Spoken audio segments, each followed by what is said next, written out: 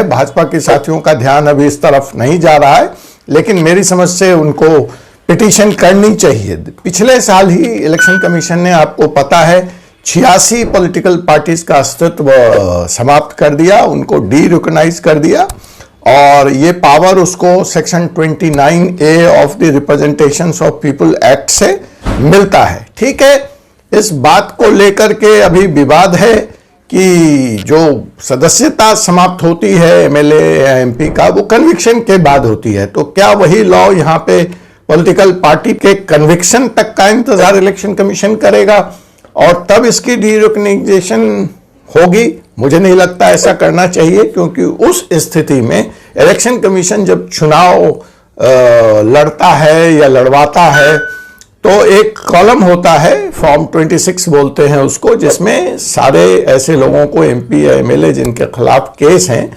अपना डिक्लेरेशन देना पड़ता है, और 3-3 बार राष्ट्रीय अखबारों में, राष्ट्रीय न्यूज चैनल पर, और राज्य के अखबारों में और राज्य के न्यूज चैनल पर अपना क्रिमिनल इंसिडेंट, उनकी जो आपराधिक पृष्ठभूमि है, जो डिटेल है, वो जनता के सामने लाना पड़ता है। नमस्कार, मैं एडवोकेट डॉक्टर अजय कुमार पांडे लेकर पेश हूं आपके समक्ष एक नया मुकदमा। जी हां, पिछले एपिसोड की तरह यह मुकदमा भी आप पॉलिटिकल पार्टी से संबंधित है, अरविंद केजरीवाल जी से संबंधित है।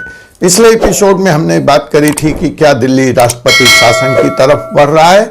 इसके बारे में विस्तार से जानने के लिए आप पिछला वीडियो देखें। लेकिन आज का जो मुकदमा है, आज का जो सवाल है कि अरविंद केजरीवाल जी का तो जो होगा होगा, आपके जो नेता जेल में जो बंद हैं वो होगा, राष्ट्रपति शासन दिल्ली में लगेगा अगर अरविंद केजरीवाल अपनी जिद पे अड़े रहते हैं।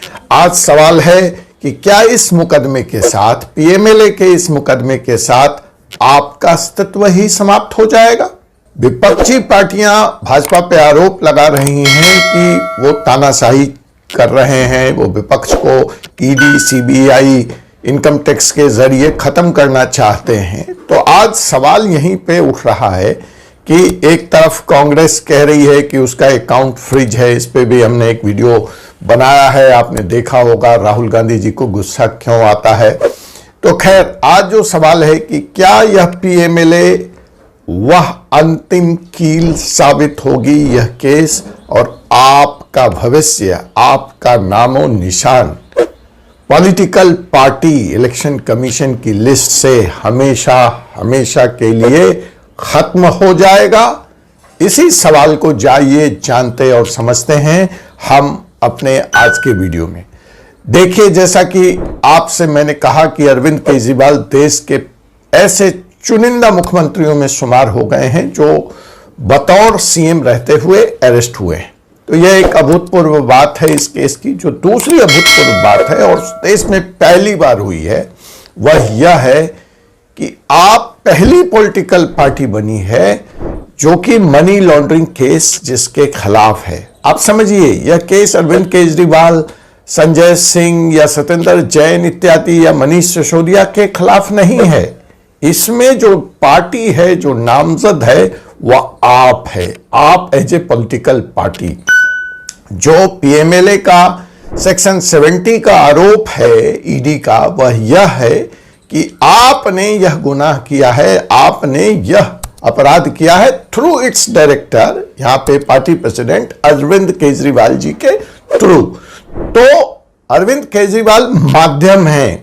जो केस है वो आप एज ए पॉलिटिकल पार्टी की तरह है। अब अगर आप एज ए पॉलिटिकल पार्टी इसमें इन्वॉल्व हो गई है तो क्या क्या होगा? कानून क्या कहता है? पीएमएलए में जो पैसे मनी लॉन्ड्रिंग से बनाए गए हैं, उससे जो संपत्ति अर्जित की गई है, सबसे पहले तो वो संपत्तियां सील होंगी। तो उसका फेवर जो भी लिया है, उस पैसे का डिस्ट्रीब्यूशन जैसे भी, तो सबसे पहले आपकी तमाम संपत्ति सील होगी। वैसे जो आपका हेडक्वार्टर है वो ऑलरेडी उनका है नहीं, और हाई कोर्ट के आदेश से उनको उसको छोड़ने के लिए कहा गया है। आईटीओ पे जो उनका कार्यालय है, उस पर मैंने वीडियो बनाया है, आप यहां देख सकते हैं। जो अब और भी इनकी कोई प्रॉपर्टी है वैशाली में, जहां इन्होंने एक प्रॉपर्टी खरीदी थी, या एज ए पॉलिटिकल पार्टी इन्होंने देश के किसी भी हिस्से में अगर कोई अपनी संपत्ति बनाई है तो वह भी सील हो जाएगी। तो ऑपरेट करने के लिए इनके पास कोई जगह नहीं होगा, ना इस तरफ दिल्ली का हेडक्वार्टर ये आईटीओ का, और ना ही और कोई अन्य प्रॉपर्टी। जो दूसरी बात होगी इसमें क्या होगा, अब यहां से इलेक्शन कमीशन की भूमिका शुरू होती है।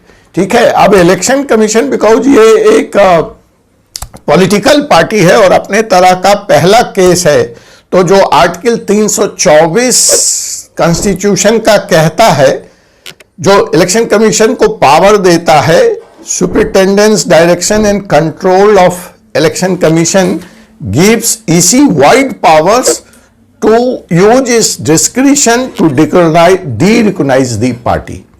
तो यहां से इलेक्शन कमीशन को अब यह तय करना पड़ेगा, चूंकि आप एज ए पॉलिटिकल पार्टी इस पीएमएलए केस में नामजद है, अभियुक्त है, तो यहां से डी रिकॉग्नाइजेशन की कार्रवाई इलेक्शन कमीशन को, इलेक्शन कमिश्नर राजीव कुमार जी को इस पर निर्णय लेना पड़ेगा। देखिए क्या निर्णय आता है। भाजपा के साथियों का ध्यान अभी इस तरफ नहीं जा रहा है, लेकिन मेरी समझ से उनको पिटीशन करनी चाहिए। पिछले साल ही इलेक्शन कमीशन ने, आपको पता है, 86 पॉलिटिकल पार्टीज का अस्तित्व समाप्त कर दिया, उनको डी रिकॉग्नाइज कर दिया, और ये पावर उसको section 29A of the representations of people act से मिलता है। ठीक है, इस बात को लेकर के अभी विवाद है कि जो सदस्यता समाप्त होती है एमएलए या एमपी का, वो कन्विक्शन के बाद होती है। तो क्या वही लॉ यहाँ पे पॉलिटिकल पार्टी के कन्विक्शन तक का इंतजार इलेक्शन कमीशन करेगा और तब इसकी डी रिकॉग्नाइजेशन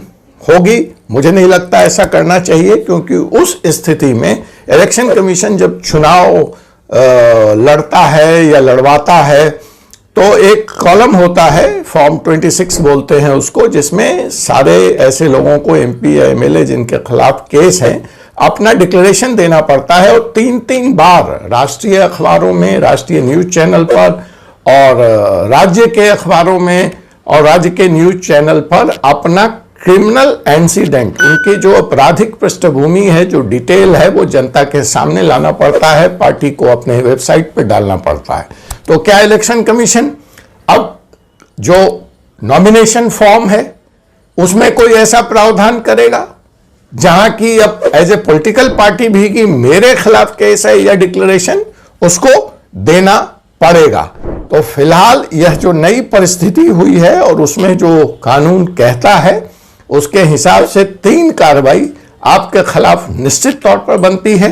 एक, या तो फॉर्म में वो प्रावधान करे इलेक्शन कमीशन, 2, उसकी इमीडिएटली उसको डी रिकॉग्नाइज करे, उसको जो राष्ट्रीय पार्टी का दर्जा प्राप्त है वो राष्ट्रीय पार्टी क्या रिकॉग्नाइज्ड पार्टी की तरह भी आप नहीं रहेगी, और अगर कन्विक्शन तक का इंतजार करना है इलेक्शन कमीशन को, जो उनका डिस्क्रिशन है, जो उनका कॉल है, तो ऐसी हालत में क्या झाड़ू सिंबल फ्रीज होगा?